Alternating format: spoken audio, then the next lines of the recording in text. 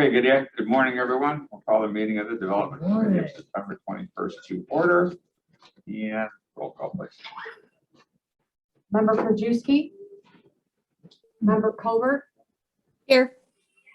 Member Garcia. Here. Member Ozog. Here. Member Rutledge. Here. Chair Tornatori. Here. Thank you. And I'll entertain a motion to allow Member Colbert to attend remotely. She is quarantined based on a COVID contact. Oh, no. So moved. Second. The motion is second. All in favor? Aye. Any opposed? And the motion carries. Chairman's remarks.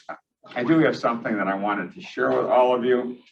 I received a copy of a letter sent to Chairman Cronin by Mayor Sorgatz from Winfield. And it is a very glowing letter to our friend Paul Haas. And it has to deal with the Northwestern Medicine and Central DuPage Winfield Development Agreement, transforming the Winfield Town Center. There's currently establishment of a new TIF district. It required a joint review process with all local government taxing bodies. And according to the mayor, some of those meetings became quite contentious. He did send this letter, however, stating that the Village of Winfield's most sincere thanks to DuPage County and Planning and Zoning Administrator Coordinator Paul Haas, who served as the county zoning representative. Mr. Haas displayed a thorough expertise of the JRB process, often getting the group back on track, selecting just the right moment for a perfect question. And Mr. Haas's professional participation stood out as a wonderful thing to behold! Exclamation point. We have no doubt it was Mr. Haas who saved the day using his business acumen to help us navigate this process. Mr. Mayor Sorgatz was obviously very eloquent in his thanks to Paul Haas. Of course, we all know about Paul and his savant-like knowledge of the code and other things, but I just wanted to share that with you and thank you, Paul. Congratulations for able to move this forward, and we're happy you're on our side. Yes, we are. Thank you, Paul. That concludes my chairman's remarks. Do we have any public comment? No. No public comment. I will entertain a motion to approve the minutes of the meeting of September 7th. Second. Motion and a second. Any additions, corrections, or deletions? Hearing none, seeing none. All those in favor? Aye. Any opposed? The minutes are approved. Moving on to regulatory services, we will begin with a presentation from Tesca Associates regarding the Route 83 land use plan summary. This is something that we've been working on for a while at the staff level, and now it's good to see that it's moving forward. So, Paul, do you want to introduce Bloom, or however you guys want to go ahead and do it? Feel free to take over. We have representatives from Tesca here today. Tesca has been our consultant on the Route 83 corridor project that we worked on with our partner communities up and down Route 83. And it's been an ongoing process for a couple of years. Many of you, or some of you may have attended some of the community outreach of meetings that we had up along the corridor to talk about the corridor. The project is done now, and we have Mr. Blue from Tesca Associates here to present the finished product for the committee. All right. Thank you, Paul. Mr. Chair, members of the committee, it's a pleasure to be here with you. I think I was on the agenda in April of 2019 to do this. So yes, the project is done. We had a lot of support from from the corridor communities. I'd like to give you just the summary of the report, answer any questions that you have. So why don't we go ahead and get started? Already did the first slide, I guess. I'll talk a little bit about the process we went through, not so much, but mostly the findings that we came down to. How did we wrap up? There's a couple of things that are important to keep in mind, and this is very much part of the direction that we got from all of you, that we got from Paul and Jessica. Was two things are going on here. One, this plan is ultimately an amendment to the land use plan of the county, right? What are going to be the recommendations for land use that are going to come from the plan for unincorporated properties? And two was that the plan was to be a bottom-up approach, right? So that the policies that become the land uses that you'll see in just a minute were locally based, that they reflected the policies of the communities, the 6 communities that were part of the corridor. If there were conflicts, those could be worked out. But really the idea is that what we're trying to do with the plan is to reflect and support the land use policies of the communities. And ultimately, frankly, with the goal of these properties being annexed into those communities. So there's inherent logic in that approach.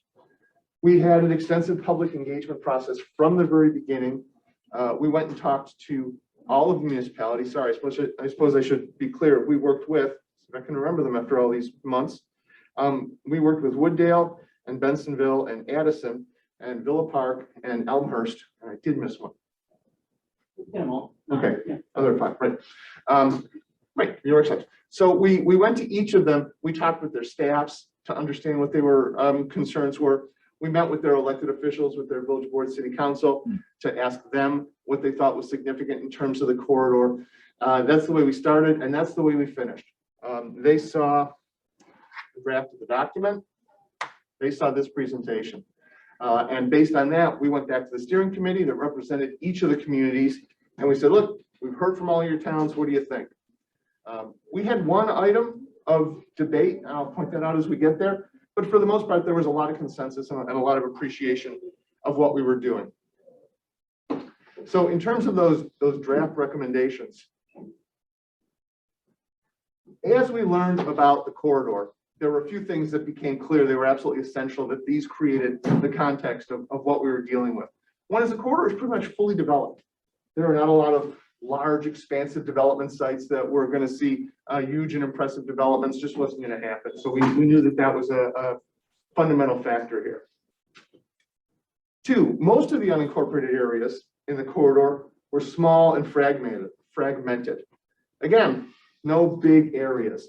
There was a golf course. Bensenville adopted it or annexed it the day after we signed the agreement. So all of the development sites are small and even interspersed with municipal properties. Route 83 is a drive. Top of the, sorry, I should have clarified this. The north end of the study area was Devon, the bottom end was South St. Charles Road. As a drive, Route 83 was, I think at best can be described as a charmer. It was not an attractive highway. It had a lot of different characteristics. Sometimes it looks like a major arterial roadway. In other sections, it's got a highway cross section. It's very different. It's a lot of pavement.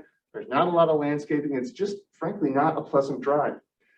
The other thing that's interesting about it is it's at the edge of all of these communities, which we think accounts for part of that less than stellar characteristic of the corridor and the drive along it.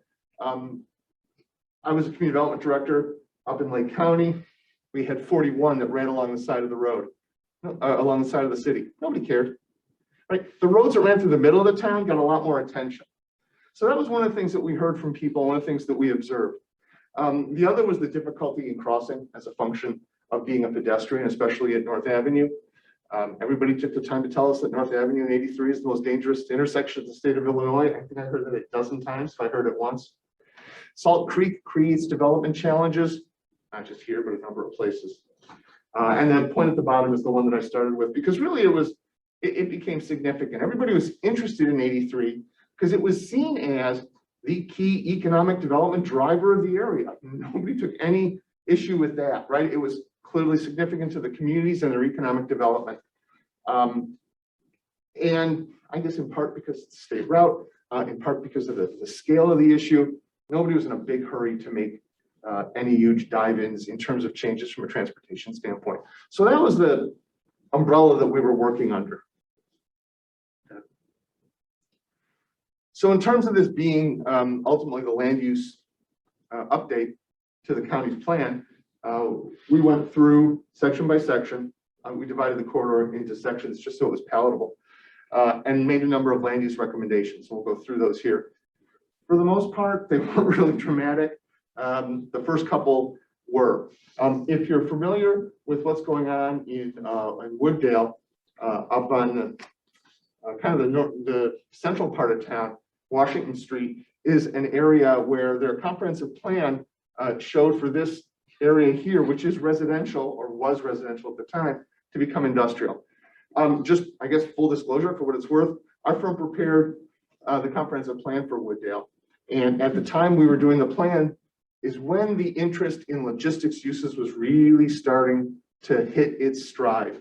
And the proximity to 83, the proximity to I-390, really driving it. So they had heard interest from developers that were looking at converting this residential area into an industrial area, which made sense, which you don't see because the colored areas are county, the grayed out areas are incorporated municipalities. So the idea here is that these colored sections will become incorporated into the county land use plan. The gray areas are already part of municipality. At the time the plan started, Washington Avenue, the purple area, was unincorporated. It's since been incorporated and developed as a large logistics use. If we go to the next slide, we'll see the same thing. All these roads that are here along 83 in Wooddale are single family homes currently. There is a lot of interest in these areas becoming logistics uses. The developers are buying them up, going from north to south, buying the single family homes and turning them into logistics areas. The one at the top that's along Bryn Mawr has already happened and there's logistics use there. What was really interesting about this is when we had the open house, you know, the traditional concern I guess you have when you go to an open house is people saying, you're gonna let what happen next to my house? To a soul, people said, don't you get in the way of letting these guys buy my house, right? This was truly an opportunity for these folks to draw value. Now, the steering committee had some discussion about whether or not this was the best use, whether or not we should be preserving this is what was otherwise more affordable housing. So there was some discussion about that. I would tell you frankly that ultimately the idea that there could be value added to people's properties was really kind of where the group came out. But this is something that is happening currently and is reflected in the plan recommendation here. The rest of them aren't this exciting. Can I ask a quick question about Yeah, please. housing? Are we talking about mid to lower level priced homes, ranches, that sort of thing? Yes, And probably long-term residents? yes. Okay, all right, thank you. Sub area 3, as we continue to move south, you can see we're still on 83 on the far right side there. This area is a continuation of single family homes and open space. There's really no recommendation here to change any of the use. The forest preserve is a great amenity here. Obviously that's not going to go away. And the single family character is the same. In Bensenville generally, you probably don't know this very well. The decision or the policy choice is not whether or not it's going to be residential or some other use. The question is really about incorporating. Bensenville really pushing to have these neighbors incorporate. They had just at the time we did the plan raised their water rates for unincorporated areas. They had tripled them because they had, as they said it, they had infrastructure to replace and somebody had to pay for it. If you didn't live in town, your property taxes weren't supporting it and they tripled people's water rates to get them to incorporate and be part of town. We did not dive into the debate of incorporated or unincorporated. It was a hot debate at the time. It would have derailed us. When we did stakeholder interviews, I said, oh, is there somebody from the HOA in the area that we can talk to? And they said, yes, we'll give you both of them. Both of them. So I had the name of the person who was adamantly opposed to incorporation and the person who represented those who are adamantly in support of incorporation. Only one of them called me back. I won't tell you which. So if it's unincorporated, most of those people are on well and septic, so I'm having a hard time figuring out how tripling water rates really impacted those people. They're not What? at all something. Okay, They're not. Years ago, there was a decision made. This was either in the 40s or the 50s. Years ago, a decision was made by Bensenville to provide water to that area. okay. And nobody there now can explain why. These are the White Pines people. Yes. Okay, You I remember don't all the know. issues with the White Pines, various competing homeowners got association. it, okay. Put that in quotes because they're really not. Is that the one we get a series of email updates? Yeah. Yeah. Yeah. Okay. So I'm sorry, go Thank ahead. you. No, Thank you. it's important to take note of, and I would only tell you that we stayed out of that fracas and talked about this from a land use standpoint. And clearly, if there's consensus on anything with these folks, it's that the area stay single family residential. I would tell you that through the course of the discussions and the open houses, we met a lot of people who live right on Route 83, whose driveways are right on Route 83. And we talked to them about, what could we change? What could we do? There's a comfort level with it. The other thing about Route 83, especially at North Avenue, which I mentioned is a problem, we asked people how they deal with it. Everybody's got their own workaround. I talked to so many people that go, oh, I go up to 3rd, and then I go, everybody had their way around. So what you've got is, the way water finds its level, we say traffic finds its level. The residents that we talked to have really managed a lot of the issues. Let's keep going. The land use aspects of this are relatively similar. This again is also in Bensenville. We divided the areas based on trying to create clusters of unincorporated areas. So that's why they may look a little spotty. In this case, 83 is on the left side. But we're talking about the same thing. Residential areas recommended to stay that way. Same for area 5. I don't think I need to say a lot more. If you have any questions as I go through these, please do. The thing that's interesting about area 6, again, you can see kind of now in this instance, what you see is a more traditional incorporated, unincorporated pattern of single family residences, people whose wells no longer function and they need to add on to the community. The other thing too that we talked to the towns about at great length was, if you annexed all of these areas, would that be a public service problem for you? Standpoint of public works, police, safety, all that sort of thing. In every case, every community said, no, it really wouldn't be an issue because in many cases, because of mutual aid, they're there anyway, right? And so the service aspects of annexing these areas were not a concern to the communities. The red area down at the bottom is Lake Street, right off of 83, and we'll talk about that in a minute. That one's noteworthy. It appears again and more clearly here, but we're looking at Addison. And again, the red area for commercial is in Lake Street. What Addison said to us is they would really like this area to develop, and there's a slide a little later, but I'm gonna dive ahead of it just a tiny bit. They'd like this area to develop as a place that had 1, uses that generated sales tax, 2, uses that presented an attractive character. The example that they used a lot, and that we ended up using a lot, is when you enter Addison at the other end of Lake Street off of 355, there's a relatively new development there. Not so new now, but which presents a really nice front door for the village, was their take on it. Their hope is that the same thing happened here, and we've had a few thoughts about that. But again, other than that, open space and single family are the primary unincorporated areas. And again, the plan would recommend that they stay this way.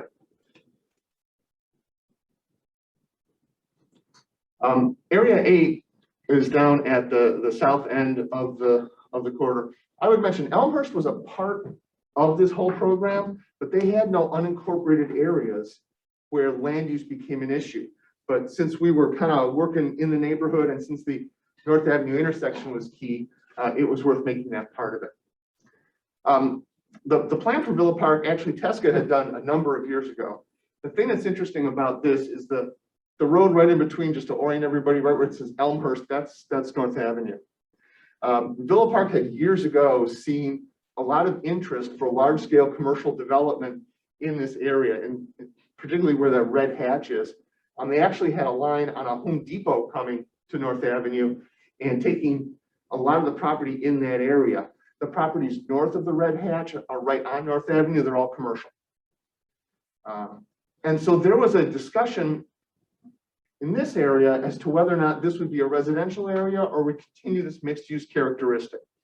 Villa Park was rather adamant that it maintained the mixed use characteristics. They saw better value, more appropriate uses, fitting better with their community and their plan, that the mixed use character remain. And again, go all the way back to what I said at the beginning about being sure that we were reflecting local character. So this mixed use character is the recommendation of the plan. We did try and identify some key opportunity sites with the intent of, 1, well, highlighting some of these areas to maybe see some development. 2, advancing some of the goals. The beginning of the plan has got a number of goals in it. And so there's a couple of them here that we'll talk through. So this is that Addison site. Lake Street is the road running through here. The area is hampered by stormwater detention and being in floodplain. So that's part of what has kept it from developing so far. What we did was we looked at it in terms of how one might develop such a challenging site. The landscape architects on our team took a look at what to do, how to stay out of the floodplain in terms of doing the development. There's a gas station there now. At the time that we went through and did this with the communities, which I guess is close to a year and a half ago now, Addison had indicated that they were seeing interest from developers in this site to do this sort of thing. So again, whether or not it looks just like this, whether or not the shops are oriented like this, whether or not there's a different use, is really not a concern. The concern or the interest and recommendation of the plan is that it be a non-residential, it be a commercial area. And Addison, again, as concerned with the character, and that's why we've included some of these character photos, the idea hopefully that a developer would pick up on that and follow the local objectives there. One of the things we talk about in the plan is this idea of missing middle housing, which a year and a half ago had not been in all the newspapers, but of late has. It's this idea that you have may or may not have run across of increasing single-family residential density. So if you have a single-family home, the idea is, well, what if we change the zoning so that you could have an accessory dwelling unit? Maybe take your 1 unit and turn it into a duplex, maybe tear down 1 and put up 2, maybe buy 2 lots and build 4. So this is an idea that we wanted to advance in the plan. We didn't have a specific geography for it. Actually, the site in Villa Park had some potential for it, but was not in keeping with their plan. But to the extent that areas develop, we wanted to at least take note of and try and advance a little bit this idea of missing middle. And we can go to the next slide. We put in a couple of ideas of how that could happen and kind of the typical lots that one sees in the area. So we didn't designate anything for this. Part of the idea in here was by putting it in here. One of the recommendations at the very end is that each of the municipalities look at their zoning, their land use planning, and make changes, or when they make changes, take a look at some of these ideas and look at incorporating them. So we hope that this one takes some root. We found this really fun site, kind of in Bensenville, which is, right, as you see, right across from Deer Path Road. There's a mainly vacant site with an old vacant church on it that is lovely. It's surrounded by trees. It's surrounded by schools. It's surrounded by bike paths. It's got all the public amenities you would want to live near. So this is one of the areas where we suggested that townhomes would be a good way of developing this area. There's already, as the proper term is, volunteer growth that has come up between the site and the road. So it's got a little bit of screening from Route 83. So the recommendation of the plan here is that if and when it develops, it's residential, but it's residential townhomes. And when we showed this to Bensenville, we showed it to the steering committee, they said, yeah, that's a great idea. And the sketch is nice, but we'd be open to even more density.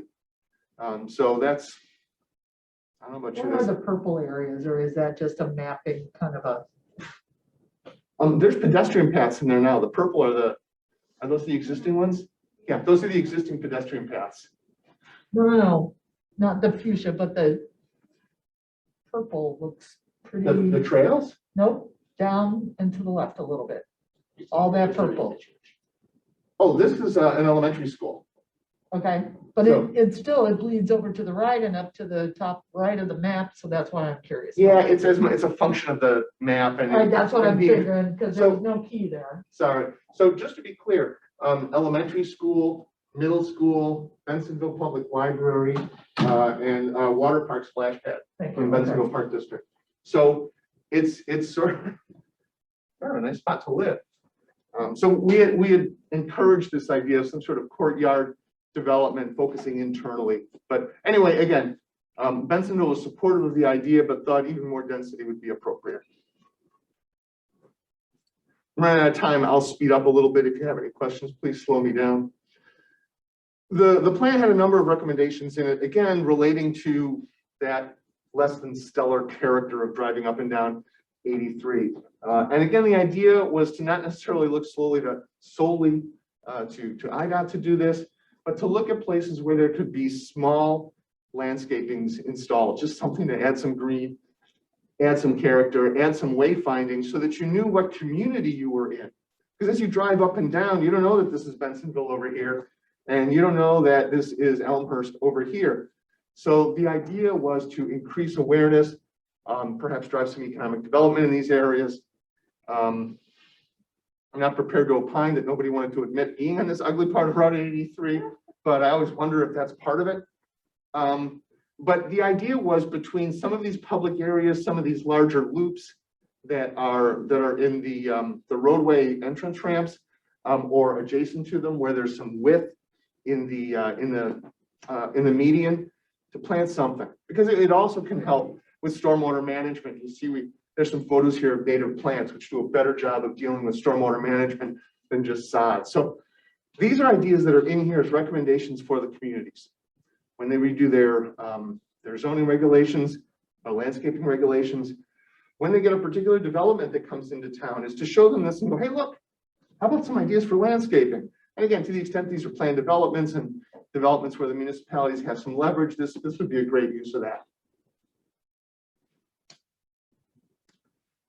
There were a number of transportation elements that were part of this. We can go to the next slide. This is mostly a list, and I would actually refer you to the plan for this.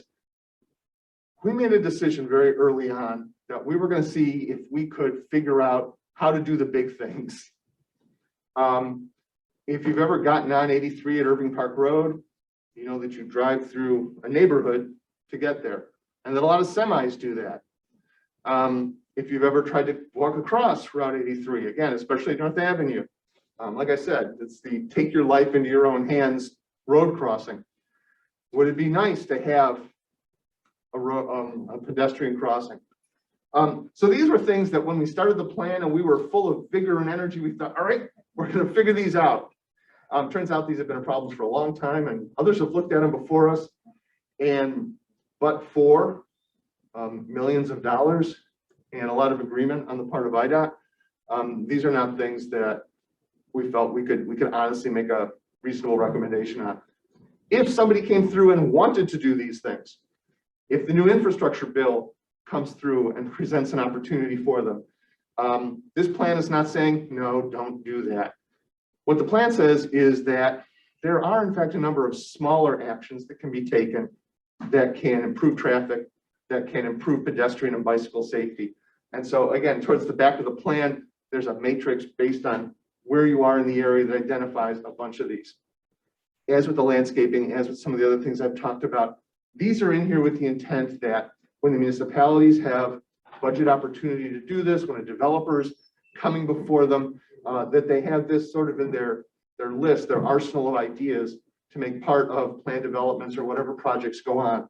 So the plan really has got these two parts. It's got this set of land use recommendations for the county because it's part of the land use plan update.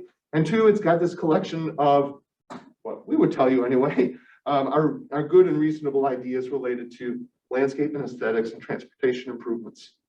You can probably hit that twice. This is just kind of the list that's in there. None of these in and of themselves are spectacular or worth going into given the time. And there are also some notes in there about how to deal with transportation. 83 at the time was on the long-term list of PACE's Pulse planning, so that there's a possibility to get some bus rapid transit on the route, which we thought was great. There's some recommendations in there about dealing with the intersections. Last but not least, use the last couple minutes I have to talk about recommendations. Again, this is not a spot where there were huge sites for really exciting, interesting types of things to happen. The implementation recommendations are kind of the same. They are small with the idea that taken together, they make an impact. So one was for the municipalities to pursue annexation. Obviously, as you know well, code enforcement is a challenge. between the county and municipalities. Municipalities can be closer to an issue and can deal with it. And so the idea is that they incorporate these properties. Continuing agency cooperation regarding this effort is kind of a gimme, but something that we wanted to highlight because it was an issue that came up as part of the plan. To further advance that, the steering committee meetings that we had were really good. They were really productive. They're very collegial. They were done at a management level. And everybody, just the sharing of information, of knowing what neighbors are doing, helps.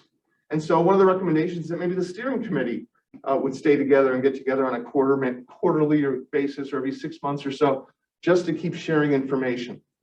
And then COVID happened. So this would be, and we understand, I make this kind of recommendation all the time. I know nobody wants more meetings, but boy, the information that's available can be helpful. We suggested that each of the communities revisit and refine their boundary agreements. Some of them had them, some of them didn't. We heard from Wooddale and Bensenville that Route 83, as part of their boundary agreement, was the dividing line. And I said, well, why is there Bensenville property on the west side of Route 83? And they said, yeah, we missed that. So these things happen. Anyway, it invites the idea of going back and revisiting boundary agreements. To the extent for the communities, it doesn't create a problem in terms of service delivery, or the residents are still have their needs met. You know, it's not that big a deal, but we planners, we like logic and straight lines.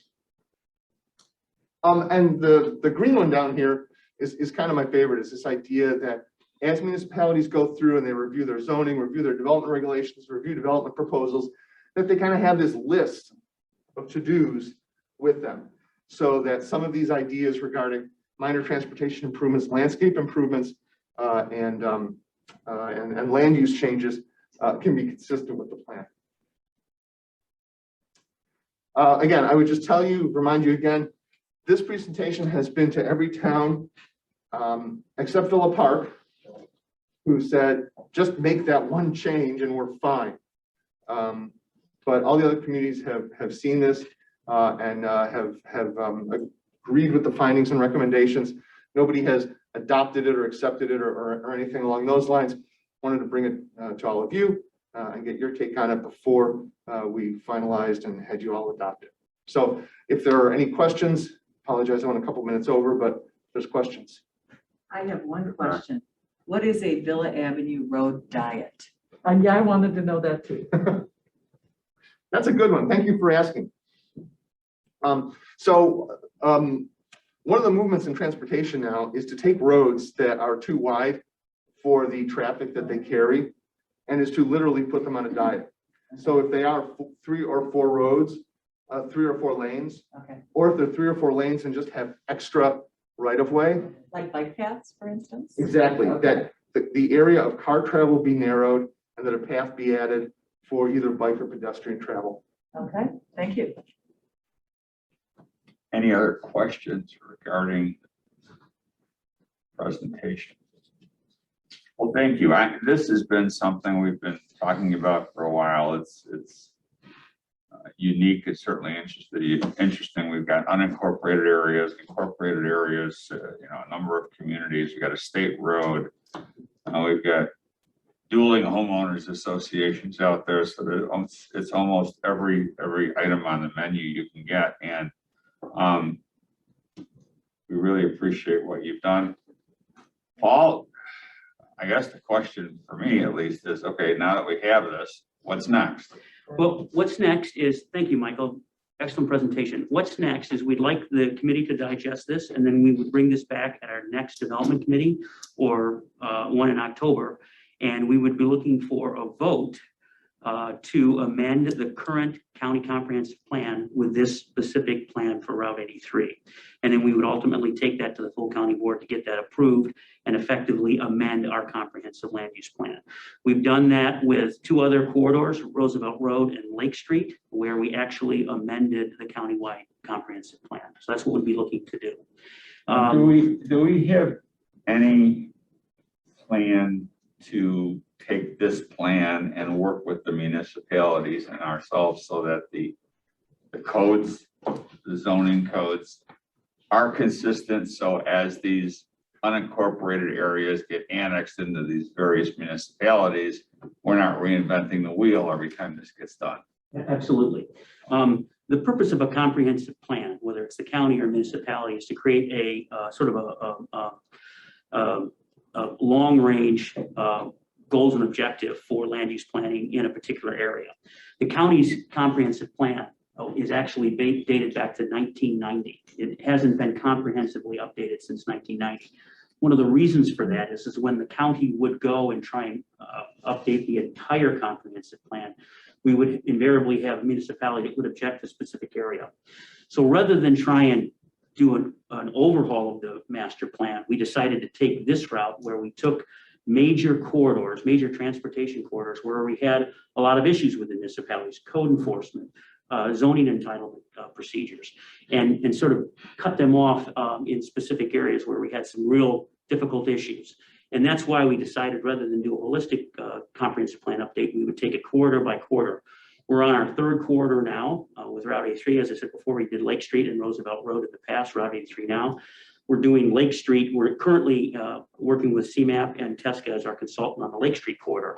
But the idea here is, instead of just saying, here's what we would like to see, sort of a pie in the sky, look for an area, we're actually taking these documents and actually working them to create comprehensive zoning overlay districts, which is one of the things we're doing on Lake Street, working with the municipalities in the corridor to actually come up with an overlay district for a particular area.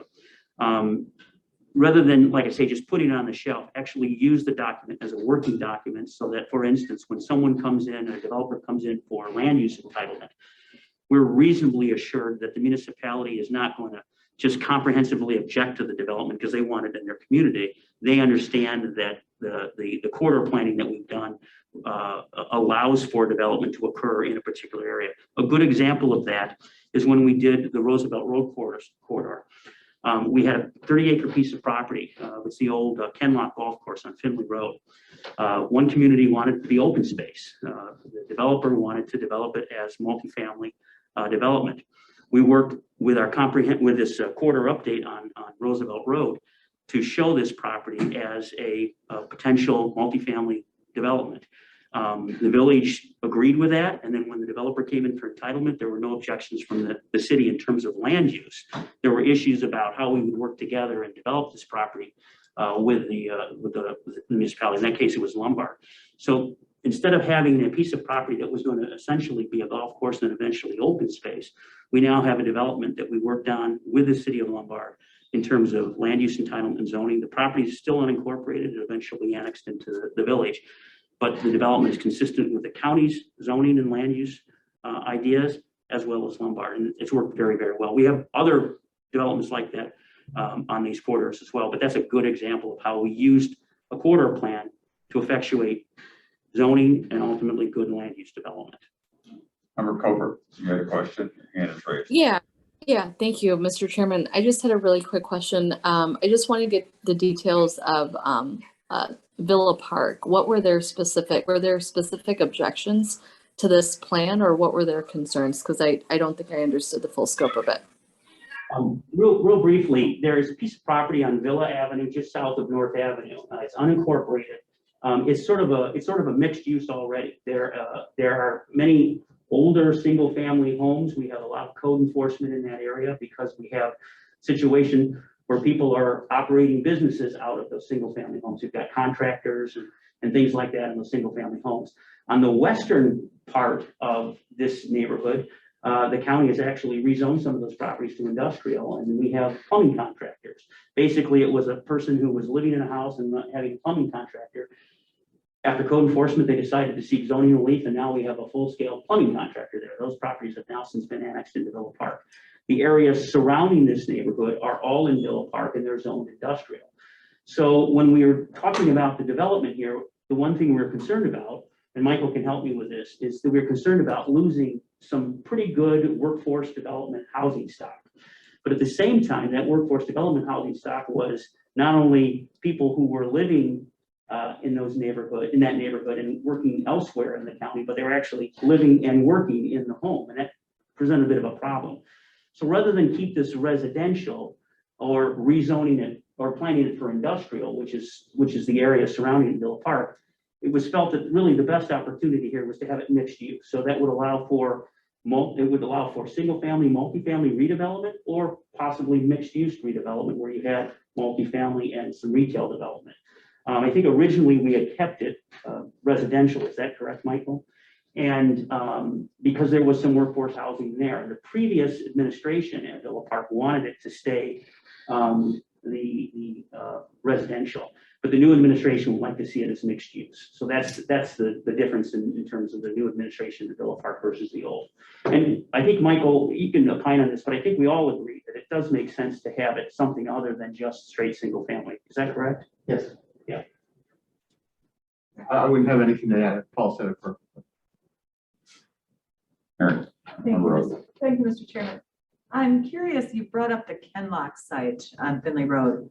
Is there a general criteria for how wide your study area is, say from Roosevelt? Because I believe that is at least a mile, if not further, from Roosevelt. So how do you delineate your impact area? All of our corridors are the main thoroughfare, which in that case was Roosevelt Road. In this case, it's Route 83 and a mile on each side. A mile. Okay, thank you.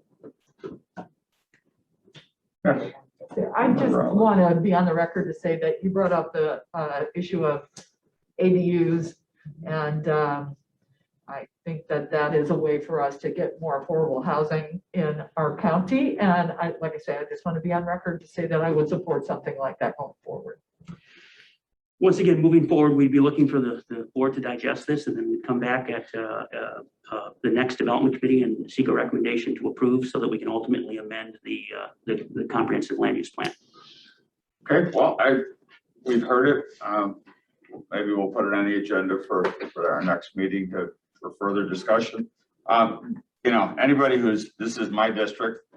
Trust me, I've had a number of headaches through this for a variety of reasons. Route 83 is like it is a highway for all practical purposes.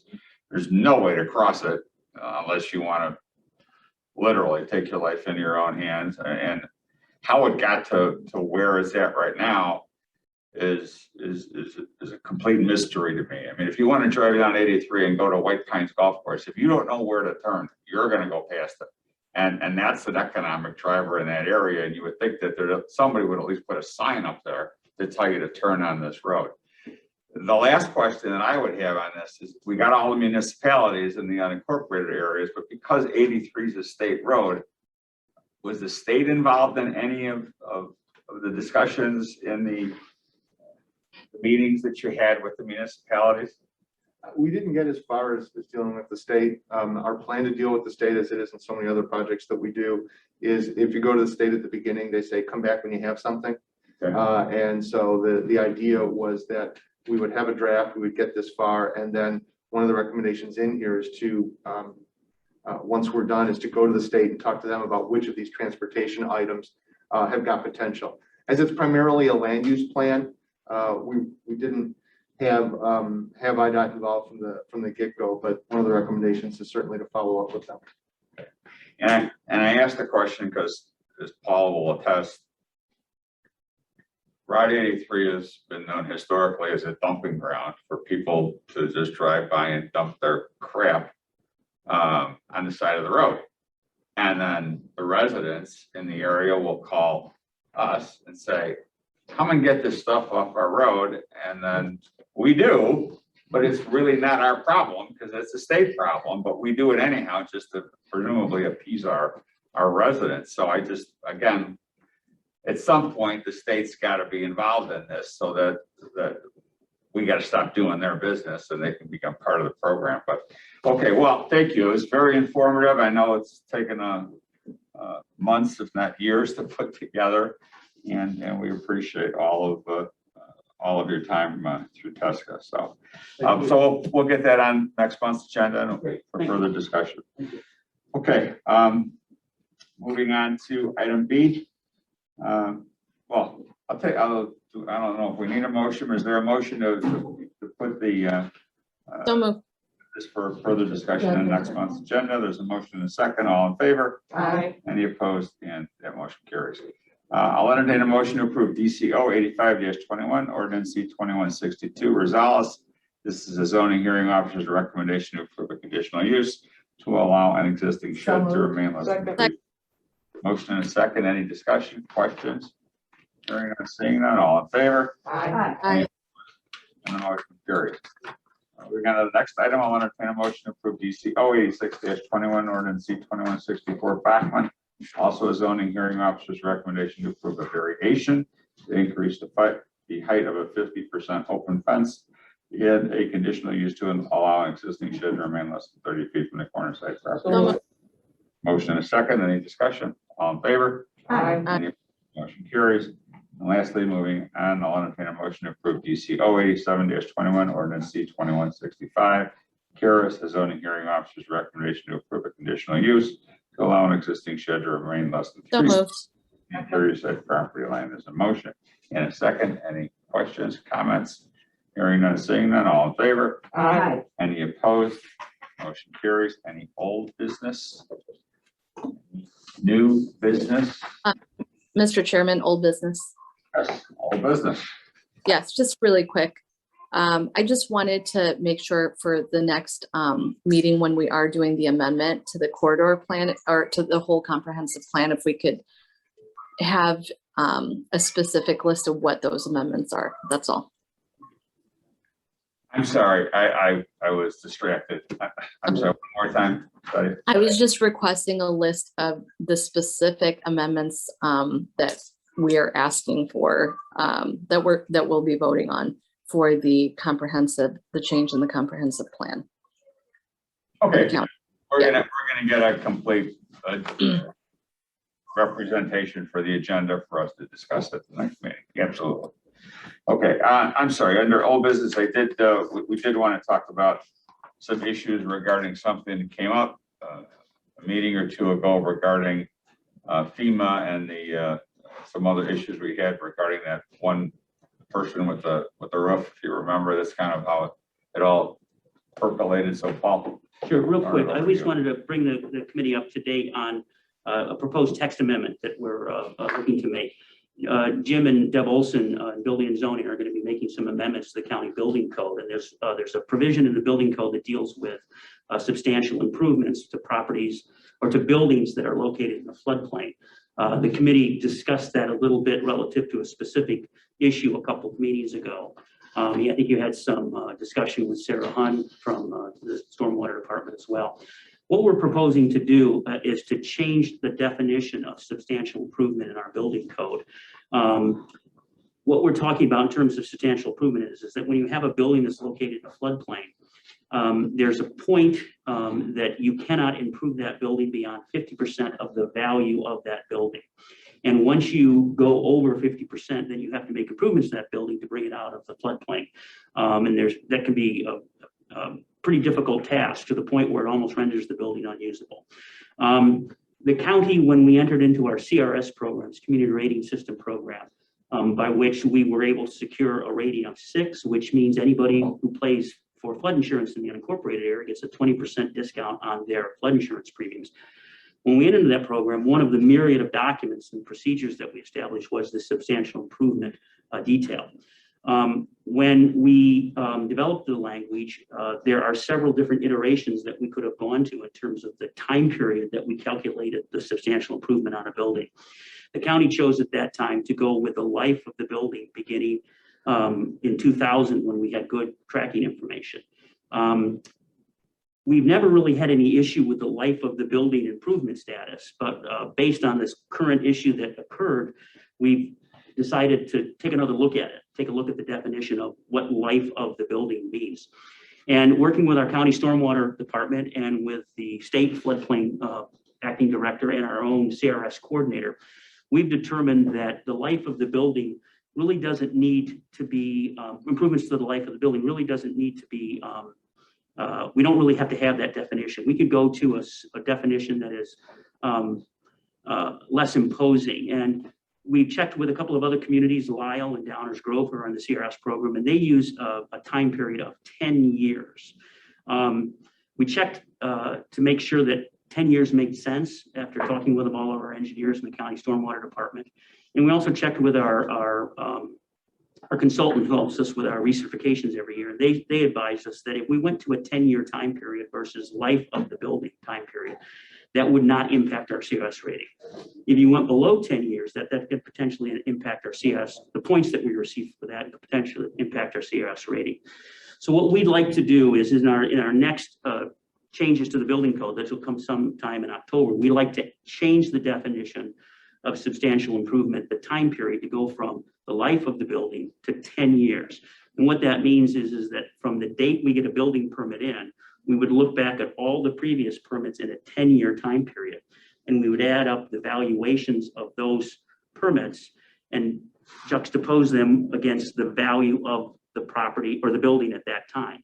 And if the improvements in You that say that time, you mean the time the permit is being requested? Okay. time the permit's being requested. So once again, if we had a permit in today and this standard were in place, we'd take a look at all the permits that we issued in the previous 10 years, add all the valuations of those up, compare it against the value of the building.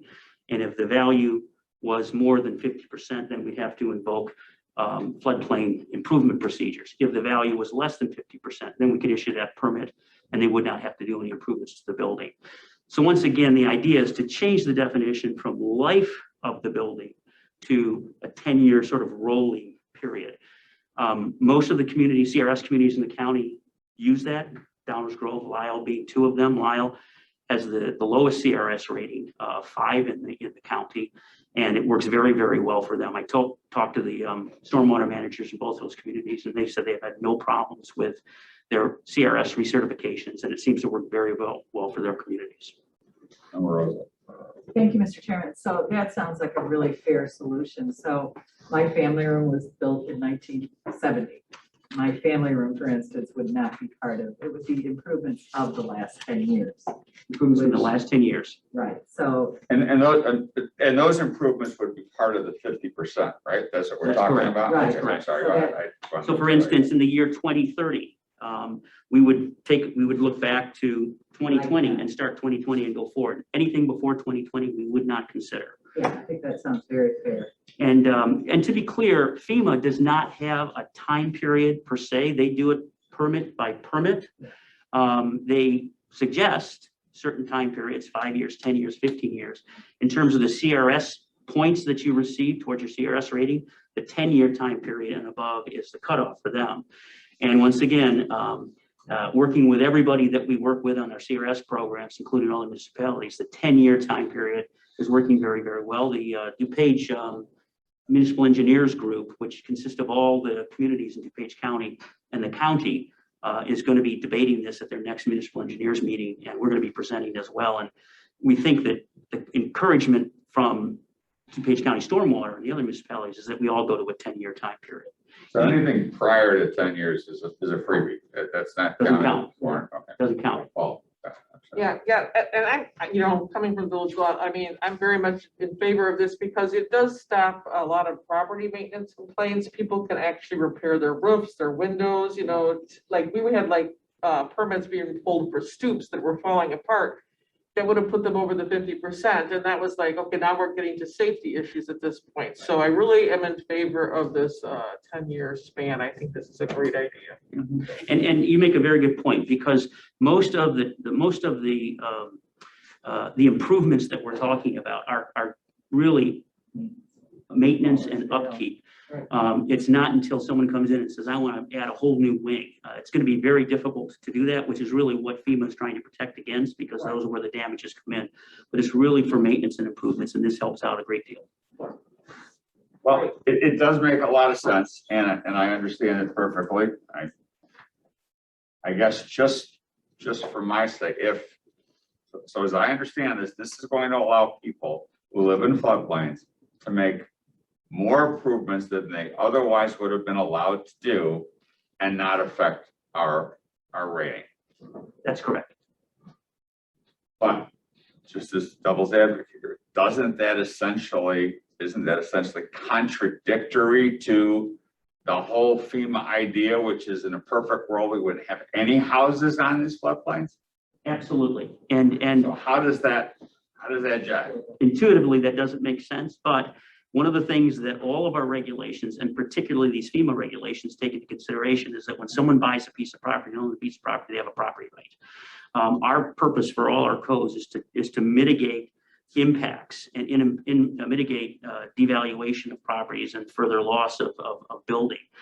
The federal government, as well as our own ordinances, take into consideration that we're trying to do that, but at the end of the day, we have to recognize that someone has a property right. People are living there, we can't They- displace them, and I get that, and I think that's why it makes sense, I just didn't know maybe why FEMA was so willing to jump onto this. Well, one of the interesting things is that anybody who is in the CRS program it's a volunteer program where we're basically saying we're taking the baseline threshold NFIP regulations and we're adding on to them, actually being more restrictive. And the idea there is to be more restrictive, then you're able to provide value to the people who do play that floodplain insurance to be able to reduce their premiums. Makes sense to me. It just shocks me that the federal government finally came around to something that Sure. makes sense. Okay, Sure. I guess that's my ultimate point. The other thing that's important too is that Once in a while. the alternative to all of this is that we have a take and we would have to buy property. And we've done a lot of that down on Route 53 with the county and the state. You know, in the absence of us being able to engage in this program or to change this to 10 years, people really can't do that normal maintenance and No, it makes sense. to a building. And that's basically what I was gonna say too. I mean, and becomes, if the structures are not maintained, in the case of a flood, I mean, they could actually be destroyed much easier. Yeah. no, And become a I- bigger safety issue and a bigger problem for the floodplain. So in the long run, it basically is a win-win. Fix your stoops. I agree. Yes. Yeah. Okay, thank you, That'll be Paul. coming up in October sometime. Okay, anything further under old or new business?